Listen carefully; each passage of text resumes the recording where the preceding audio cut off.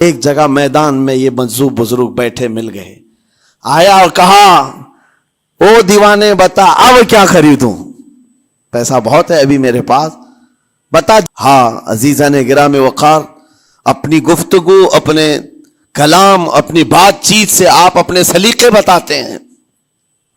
گالی گلوچ کرتے ہوئے جن کی صبح شامیں ہوتی ہیں ان کو دیکھ کر کے ہی پہچان میں آ جاتا ہے کس گھر سے یہ تعلق رکھتا ہے، کہاں ان کی تربیت ہوئی ہے، کس طرح ان کے آداب سکھائے گئے۔ اسی لیے میرے عزیزو، بچوں کو آوارہ بھی نہ چھوڑ دینا کہ وہ اپنی زبان گلی کوچوں سے سیکھ کر کے جائیں۔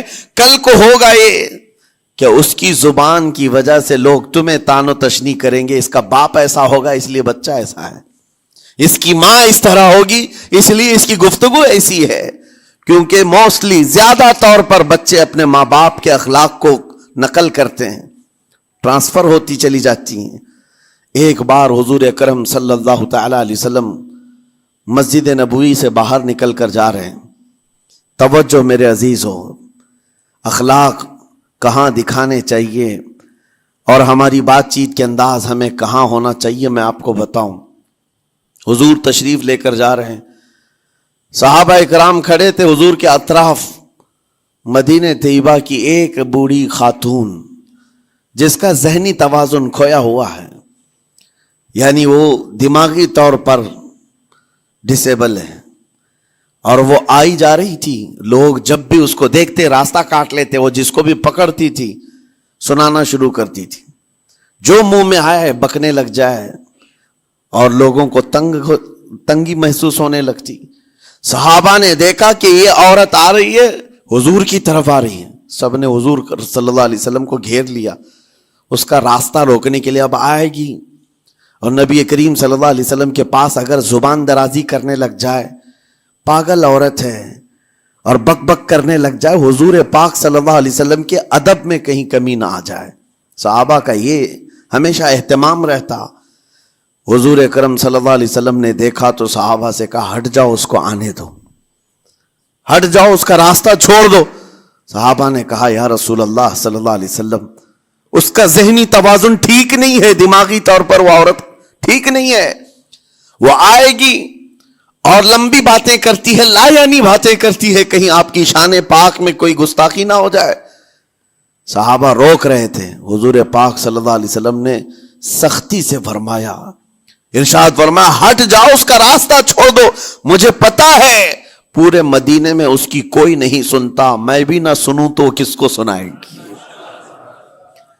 اگر میں بھی نہ سنوں تو وہ کس کو سنائے گی۔ یہ میرے مصطفیٰ کریم صلی اللہ تعالی علیہ وسلم کے دربار عالی جاہ کی وہ بلند اخلاق کریمانہ کی ایک مثال ہے، جس کو خود میرے آقا نے فرمایا بعثت لأتمم مکارم الاخلاق۔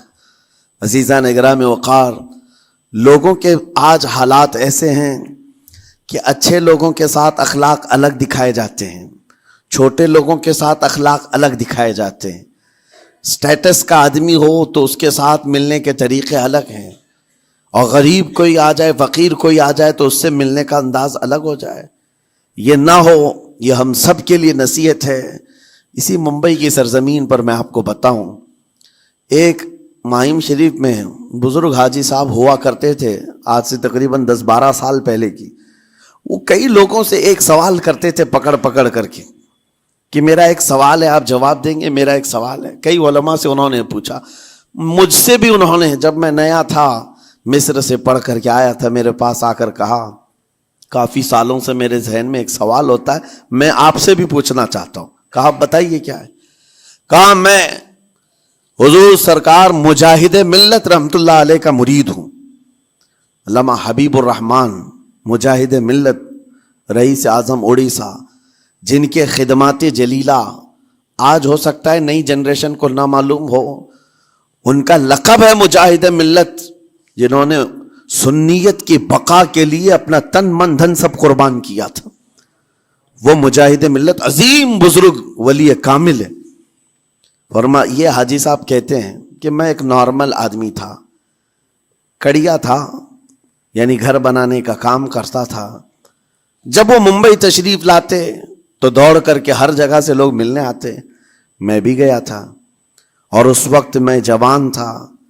حضور مجاہد ملت رحمت اللہ علیہ کی بات وہ بتا رہے ہیں کہ لوگ لائن لگا کر کے مصافحہ کر رہے تھے, مل رہے تھے.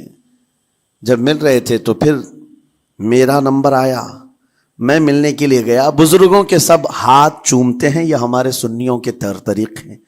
ادب, علماء ذوی الاحترام کے ہاتھوں کا بوسہ لینا یہ مستحسن ہے, یہ ہمارے آداب میں سے, معمولات اہل سنت میں سے. تو جب سب لوگ ان کے دست بوسی کر رہے تھے, ہاتھ چوم رہے تھے, میں بھی قریب گیا اور جب میرا نمبر آیا میں ہاتھ چومنے کے لیے گیا تو انہوں نے میرا ہاتھ لے کر خود ہی چوم لیا. وہ بزرگ عالی جاہ ولی کامل جن کو دنیا مجاہد ملت کہتی ہے, میرا ہاتھ انہوں نے چوم لیا اور میرے اندر ایسی پشیمانی تھی کہ میں کیا کروں سمجھ میں نہیں آیا. میں ایک معمولی سا کڑیا اور کہاں ان کا مقام کہاں میرا. تو اس کے بعد وہ اس بے چینی میں رہتے تھے کہ ایسا کیوں کیا, ایسا کیوں کیا, کیونکہ پوچھنے کا موقع ہی نہیں ملا. ایک بزرگ تھے, انہی کے خلیفہ تھے حضور مجاہد ملت کے, انہوں نے اس کا جواب دیا. میرے عزیزوں کیا بہترین جواب تھا. حضرت مجاہد ملت رحمت اللہ تعالی علیہ یہ چاہتے تھے کہ ہزاروں لوگ ہماری تعظیم کرتے ہیں تو کہیں ہمارے دماغ میں بادشاہت کا خیال نہ آئے, ہم غریب اور فقیر کا ہاتھ چوم کر اپنے نفس کی مخالفت بھی کرتے ہیں. اخلاق کریمانہ دکھانے کے لیے اسٹیٹس والوں کے ساتھ ہی نہیں, غربا فقراء کے ساتھ بھی وہ اخلاق ہوں. نبی کریم صلی اللہ تعالی علیہ وسلم کے وہ آداب آج اگر آپ اپنا لیں, بہت ساری کڑوی چیزیں ویسی ختم ہو جائیں. آج ممبئی کی سرزمین پر سب سے بڑا یہ چیلنج ہے بات کرنے میں. نوجوانوں کے تو آج پارے چڑھے ہوئے ہوتے ہیں, ان سے کوئی بھی بات کر لے, جس تیور میں یہ بات کرتے ہیں ایسا لگتا ہے کہ ابھی لڑائی ہو جائے گی, ابھی جھگڑا ہو جائے گا.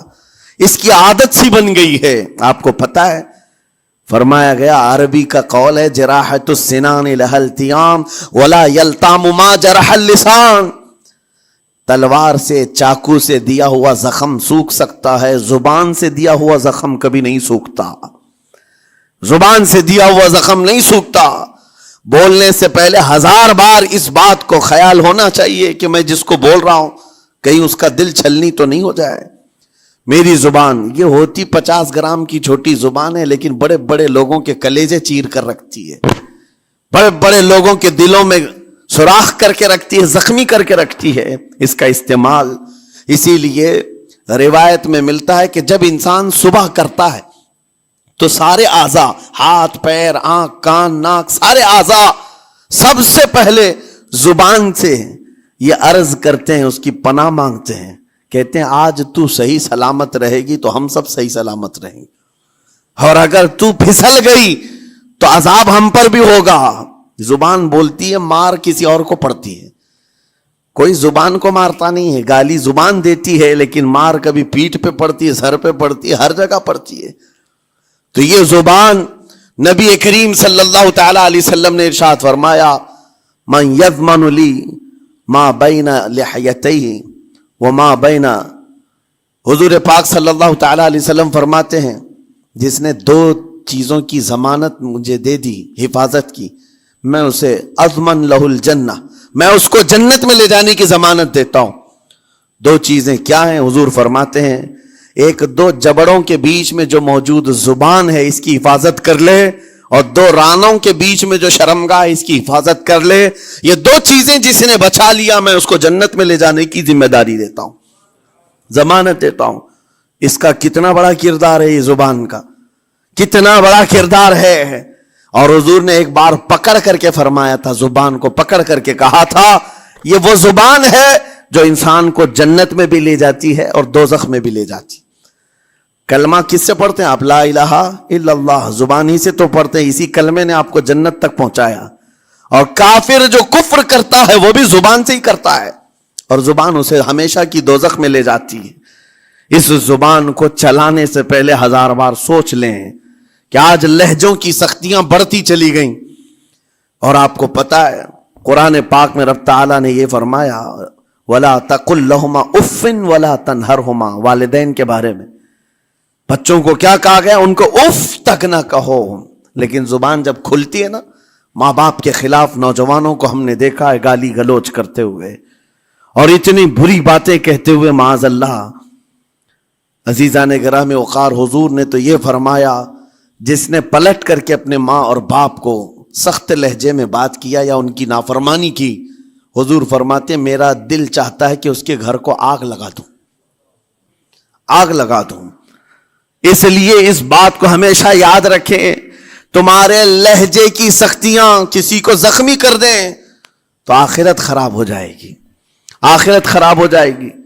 حضرت علقمہ رضی اللہ تعالیٰ عنہ حضور کے صحابی ہیں، حضور صلی اللہ علیہ وسلم کے صحابی ہیں. آخری وقت آ گیا تھا لیکن زبان نہیں کھلتی تھی. حضور پاک صلی اللہ علیہ وسلم کے پاس سفارش لائی گئی کہ آپ کے وہ ساتھی ہیں انتقال کر رہے ہیں لیکن زبان پر کلمہ بھی نہیں آتا. حضور تشریف لائے، دیکھا، پوچھا گھر میں ان کے کون کون ہے؟ کہا بیوی ہے اور ماں ہے. ماں کو بلایا اور کہا علقمہ کے بارے میں کیا کہتی ہو، کیسا تھا؟ کہا بہت اچھا، پرہیزگار، عبادت گزار، سارے نیکوکاریاں اس کے اندر ہیں. تو پھر حضور نے پوچھا اچھا یہ بہت نیک تھا، تم بھی اس سے راضی ہو کہ نہیں ہو؟ ماں نے کہا میں نہیں راضی ہوں، میں راضی نہیں ہوں. کہا کیوں، وجہ کیا ہے؟ کہا یا رسول اللہ میرا اکلوتا بیٹا، میرا تنہا بیٹا تھا، بڑی محبتوں کے ساتھ اس کو پالا تھا، اور جب میں نے اس کی شادی کی اپنی بیوی کو لایا اور جب بیوی گھر پر آ گئی تو میری بات کو ہلکے میں لیتا، اپنی بیوی کی بات کو فوقیت دیتا، ترجیح دیتا. اور اس وقت غالباً یہ باتیں تھی کہ زبان سے کوئی کلمہ ان کے نکلا ہوگا جو بیوی کی حمایت میں تھی، ماں کو تکلیف پہنچ گئی. کہا میرا دل گوارا نہیں کرتا، میں اس سے راضی نہیں ہوں، باقی وہ بہت نیک بندہ ہے، بہت اچھا ہے. حضور نے فرمایا دیکھو زندگی کے آخری پڑاؤ پر آ چکا ہے، روح نکلنے کو ہے، معاف کر دو. وہ بھی صحابیہ تھی، انہوں نے کہا آقا آپ کا حکم ہے یا مشورہ ہے؟ اگر حکم ہے تو پھر ماننا ہے. حضور نے فرمایا نہیں حکم نہیں، مشورہ ہے. کہا مشورہ ہے تو پھر دل نہیں چاہتا، دل نہیں چاہتا. حضور نے فرمایا صحابہ سے کہ لکڑیاں جمع کرو، آگ لگاؤ اور انہیں اٹھاؤ آگ میں ڈال دو. آگ دہکائی گئی تو ماں کی ظاہر سی بات ہے ممتا بے چین ہو گئی. کہا ان کو میرے سامنے آگ میں ڈالیں گے؟ کہا ہاں، اس سے بہتر ہے کہ وہاں جلے گا یہاں جلے. وہ ماں کہتی آقا آپ گواہ ہو جائیں میں اپنے بیٹے کو معاف کرتی ہوں. ادھر معاف کیا، ان کی زبان پر کلمہ طیبہ جاری ہوا. میرے عزیزو یہ بتانا مقصود اس لیے ہے کہ زبان سے دیے ہوئے زخم خواہ والدین کو ہو، یہ معمولی نہیں ہوتے. ہو سکتا ہے آخری وقت تمہاری زبان بند ہو جائے اور کلمہ طیبہ بھی نہ جاری ہو، زبان کھلنے بھی نہ لگے، یہ حالات آ جائیں گے. اس لیے اپنی زبان کا کنٹرول برقرار رکھو. کس سے کیا کہنا ہے، ابھی میں اس کا دوسرا پارٹ بھی بتاتا ہوں زبان کے استعمال کا. یہ نرمی لہجے کے اندر ہونا بہت ضروری ہے، لیکن کچھ جگہوں پر سختی کی اجازت ہے، لیکن وہ مقامات الگ ہیں. نرم لہجہ حضور پاک صلی اللہ تعالی علیہ وسلم کے فرامین میں سے ہے. ایک بات بڑی بغداد مقدسہ میں نے ایک ولی پاک کی زیارت کی، ان کے آستانے پر بھی میں ابھی بیان کیا تھا. حضرت بہلول دانا مجذوب بزرگ تھے اور بغداد کی گلیوں میں کہیں پر بھی بیٹھ جاتے تھے، اور جو جانکار تھے وہ سمجھتے تھے یہ اللہ والا بندہ ہے.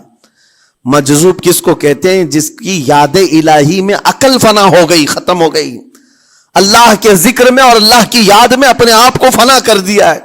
اس کے اوپر شریعت کا قلم نہیں. ظاہر سی بات ہے شریعت کے سارے احکام اس پر ہیں جس کی عقل سلامت ہے.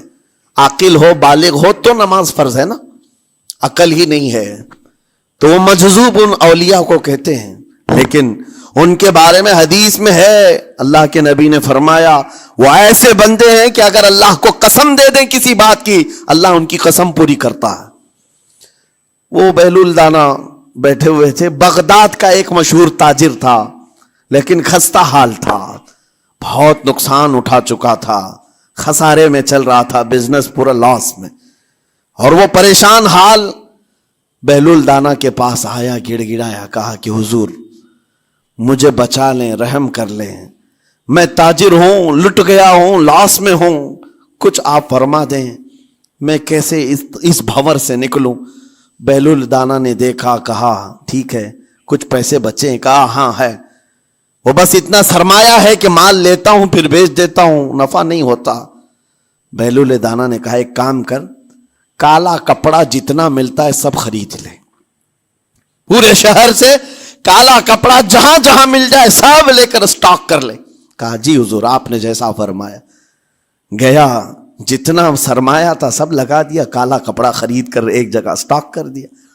اللہ والے کا حکم تھا, لیکن ہوا یہ کہ بغداد کا معمول تھا, 8 دن گزرے نہیں تھے کہ وہاں وقت کے حاکم کا انتقال ہوا, اور جب حاکم کا انتقال ہوتا تو شہر کے جتنے بڑے لوگ ہوتے, رئیس لوگ, وہ اس کے سوگ میں, اس کے غم میں کالا کپڑا پہنتے تھے, اور کالا کپڑا سوائے اس تاجر کے کسی کے پاس نہیں تھا, اور سارے بڑے لوگ پیسوں سے اس کے پاس کالا کپڑا خریدنے آئے. یہ منہ بولے قیمت پر, جیسے تیسے جتنی قیمت پر بولے سب خرید کر لے جاتے, اور پل بھر میں ایک دن کے اندر وہ بہت بڑا کروڑ پتی بن گئے, بہت مال آ گیا.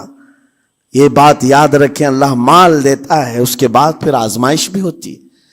مال اتنا آ گیا, اب لے کر کے مستیاں تھیں, چند دن گزرے, ظاہر سی بات ہے مال کو بڑھانے کی تمنا ہر ایک کی ہوتی ہے, کوئی یہاں پر اینڈ کرنے والا نہیں ہے دنیا میں, چاہے اس کا بزنس اربوں پر بھی پہنچ جائے, اسے آگے پہنچنا ہے. چند دن گزرے تھے, 8-10 دن, پھر آیا حضرت بہلول دانا کو ڈھونڈتے ہوئے. ایک جگہ میدان میں یہ مجذوب بزرگ بیٹھے مل گئے. آیا اور کہا او دیوانے بتا اب کیا خریدوں, پیسہ بہت ہے ابھی میرے پاس, بتا دیوانے اب کیا خریدوں. انہوں نے دیکھا, کہا کہ لہجہ تو بدلا ہوا ہے, پیسہ بہت زیادہ تھا. کہا کہ ٹھیک ہے کوئی بات نہیں, اللہ والوں کو ان سب چیزوں سے کوئی لینا دینا نہیں. آپ نے کہا مال جتنا ہے تیرے پاس سب لے کر کے خربوز خرید لے, تربوز خرید لے, جس کو کلنگڑ کہتے ہیں, تربوز پورے خرید لے. اس نے کروڑوں کی جائیداد پورے تربوزوں میں لگا تھی, سب تربوز خرید کر سٹاک کر دیا ایک جگہ, اور اس کے گمان میں یہی تھا کہ چند دن گزریں گے, کوئی ایسا ہی حادثہ ہوگا جب تربوز منہ مانگی قیمت پہ لوگ خریدیں گے اور میں بیچوں گا. پورا مال تربوز میں لگایا, 2 دن 4 دن 6 دن 8 دن گزرے, کوئی حادثہ نہیں. ادھر تو تربوز سڑنے لگ گئے, وہ تو زیادہ دن سٹاک نہیں کیے جا سکتے, سڑن شروع ہو گئی. پھر تھوڑے دنوں کے بعد پورے کے پورے سڑ گئے, کروڑوں کا مال تربوز میں سڑ کے چلا گیا. وہ بیچ بھی نہیں سکا, کچھ نہیں کر سکا, واپس چیختا چلاتا اسی حالت میں آیا, پہلے سے بھی زیادہ بدتر حالت میں میں آ گیا ہوں. دوڑتے ہوئے آیا, حضرت بہلول دانا کو ڈھونڈتے ہوئے. کہاں ہیں وہ؟ اسی جگہ بیٹھے ہوئے مٹی میں بیٹھے رہتے تھے. قریب آیا اور کہنے لگا کہ آپ نے میرے ساتھ ایسا کیوں کیا بہلول؟ بہلول دانا نے کہا کیا ہوا؟ کہا میں تو لٹ گیا, تربوز میں پیسے لگائے آپ کی وجہ سے اور پورے سڑ گئے. بہلول دانا نے کہا میں نے تو کچھ نہیں کیا, پہلے تو تجھے نفع ملا تھا وہ تیرے لہجے کی وجہ سے, اب خسارہ ہوا ہے تیرے لہجے کی وجہ سے. پہلے جو آیا تھا بات کرنے کے لیے اس وقت تیری تمیز الگ تھی, تیری تہذیب الگ تھی, اخلاق الگ تھی, گڑ گڑا کر کہا تھا کہ میں لٹ گیا ہوں آپ رحم کر دیں. دوسری بار آ کر کے کیا کہا, او دیوانے بتا کیا خریدوں. لہجہ بدل گیا تو پوری حیثیت بدل گئی. زبان ہماری اونچائی پر بھی لے جاتی ہے اور نیچے بھی لے آتی ہے. اس بات کو ہمیشہ ملحوظ رکھیں کہ اس زبان سے بہت سارے لوگ نفع بھی اٹھاتے ہیں, بہت سارے لوگوں کو نقصان بھی ہوتا ہے. لیکن ساتھ میں یہ بات بھی عرض کروں, نرم گفتگو کرنے کا عادی ہر ایک کو ہونا چاہیے, نرم گفتگو کرنے کا عادی ہر ایک کو ہونا چاہیے. اس کی نیکیوں کی علامت ہے, اس کے اخلاق کی علامت ہے. لیکن ساتھ میں امام شافعی رحمت اللہ تعالی علیہ نے یہ بھی فرمایا, چاہے جتنی بھی نرم طبیعت ہو انسان کی, اللہ اور اس کے رسول کے لیے غیرت ہونی چاہیے.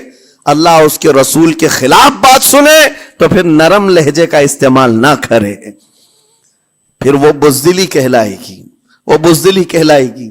آج میں ایک بات یہ بھی بتا دوں، بہت سارے لوگ یہ سمجھتے بھی ہیں۔ ابھی چند دن قبل میں ماررہ مطہرہ میں بیان کیا اخلاق کے، اولیاء اکرام کے مذہب و مسلک پر، اور پچھلے 15 سالوں سے میں نے بہت سارے خطابات کیے ہیں اخلاق پر، معاشرے کی برائیوں پر، لیکن ابھی چونکہ چند دنوں میں جلسے پروگرام بہت سارے ہو گئے اور عظمت ناموس رسالت پر زیادہ گفتگو ہونے لگی، تو لوگوں میں ایک امیج الگ بیٹھی ہوئی ہے۔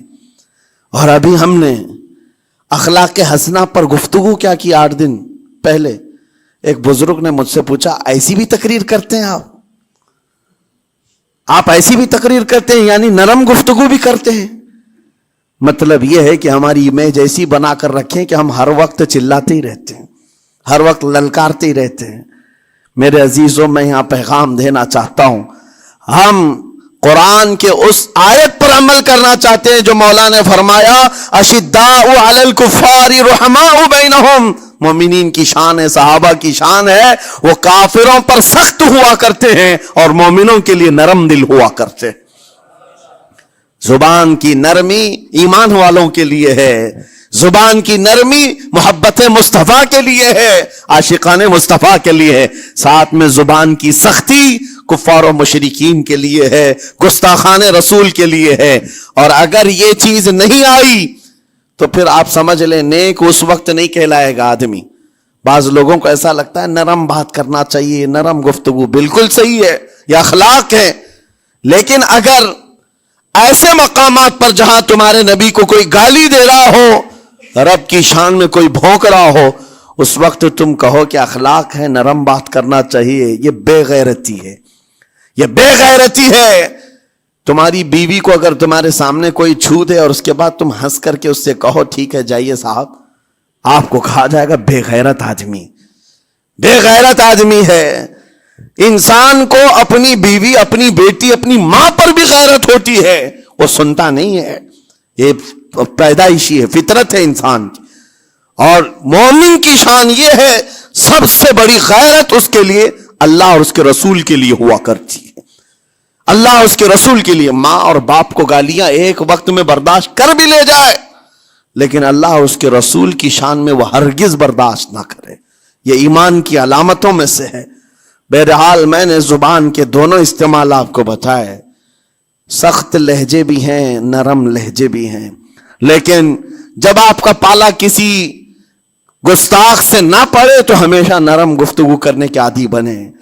مومنین میں نرم لہجے کا اختیار ہمیشہ رہے، اس سے اخلاق آپ کے بتائے دکھائے جاتے ہیں، اس سے آپ کے اخلاق معلوم ہوتے ہیں، ساتھ ہی معاشرے میں نرمی اور محبت کا ماحول بھی قائم ہوتا ہے۔ ڈانٹنے کے طریقے بھی میں آپ کو بتاؤں، میرے استاد، میرے والد گرامی فرمایا کرتے تھے، حضور حافظ ملت رحمت اللہ علیہ جو الجامعۃ الاشرفیہ مبارک پور کے بانی ہیں اور بڑے محدث جنہوں نے ایک نہیں ہزاروں عالم پیدا کیے، اس ہندوستان کی بات کر رہا ہوں، حافظ ملت رحمت اللہ علیہ پوری بخاری شریف پڑھاتے تھے، تقریباً 40 سال تک انہوں نے پڑھایا بخاری شریف۔ میرے والد ان کے شاگرد ہیں، فرماتے ہیں جب وہ بہت زیادہ ناراض ہو جاتے کسی سے، ڈانٹنا ہوتا، ہر استاد بچے کو ڈانٹتا ہے، کبھی کچھ بچہ نافرمانی کر جائے یا مزاج کے خلاف بات کرے تو استاد ڈانٹتا ہے، تو حافظ ملت رحمت اللہ علیہ اگر کسی شاگرد کو ڈانٹتے بھی غصے میں تو کہتے ہیں اے جنتی کیا کر رہا ہے، کہتے ہیں اگر یہ جملہ قبول بھی ہو جائے تو بچہ جنتی ہو جائے۔ لہجے کی یہ استعمالات اولیاء سے سیکھو میرے عزیزو۔ غصے پر کنٹرول اس وقت تمہارے اخلاق معلوم ہوتے ہیں جب تمہارا غصہ عروج پر ہوتا ہے، اس وقت تمہاری حقیقت لوگوں کے سامنے آتی ہے۔ وہ اپنے شاگردوں کو ڈانٹتے بھی تو جنتی کہہ کر ڈانٹتے ہیں، یعنی کوئی گالی نہیں ہے، کوئی برے کلمے نہیں ہے، بلکہ ایسا جملہ ہے کہ اگر قبول بھی ہو گیا استاد کی زبان سے، اس کی تو زندگی وصول ہوگی، اس کا بیڑا پار ہو گیا۔ ہمارے درمیان ماں باپ کو بھی یہ چاہیے کہ بچوں کو کس طرح کے اخلاق آپ دے رہے ہیں، گفتگو کرنے کے متعلق قرآن میں اللہ تعالیٰ نے آداب بتائے ہیں. جب آپ گھروں کے اندر موجود ہوں تو بچوں کے سامنے کس طرح کی گفتگو کیا کریں گے, کیسی بات کریں گے.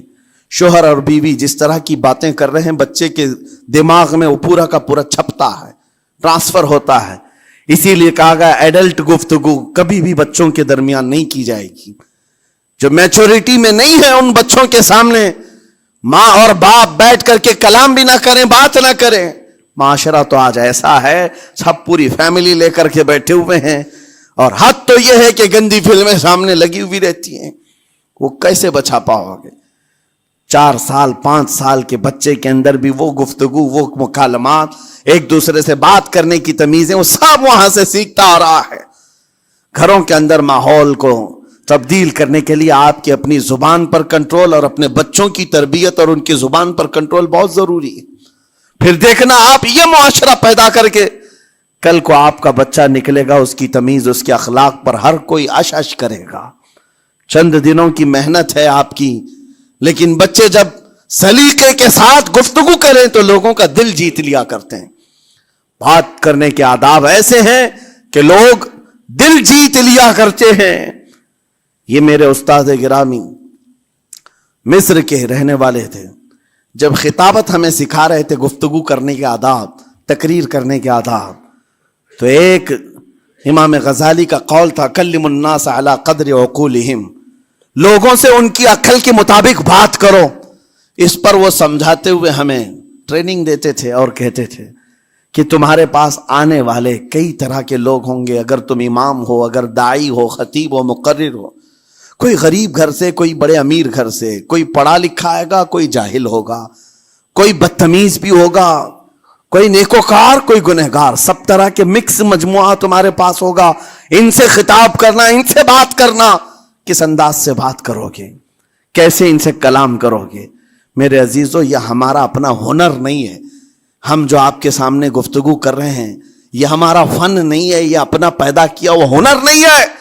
ہمیں سکھایا گیا تھا صرف اور صرف آپ کو اس مجمع سے اور یہ آئے ہوئے جمع غفیر سے بات کرنے کے لیے ایک ہی اسلوب اپنانا ہے. دیکھنا ہے کہ رسول اللہ کیسے بات کیا کرتے تھے. میرے آقا صلی اللہ تعالی علیہ وسلم کا اسلوب اپناؤ. حضور کے خطبے دیکھو, حضور جب خطاب کرتے, ظاہر سی بات ہے مسجد نبوی میں اس وقت بھی لوگ, ہر طرح کے لوگ آتے, دیہات کے بھی تھے, شہر کے بھی تھے, اعلیٰ دماغ والے لوگ, اور کئی الگ الگ قسم کے لوگ آتے. حضور کا خطاب سب کے لیے تھا. عزیزان گرامی, ان سنتوں پر عمل کر کے آج آپ اپنے لہجے کو بہتر بنا سکتے ہیں. بس میری گفتگو کا خلاصہ یہی ہے کہ اللہ تعالیٰ ہمیں زبان کا صحیح استعمال عطا فرمائے.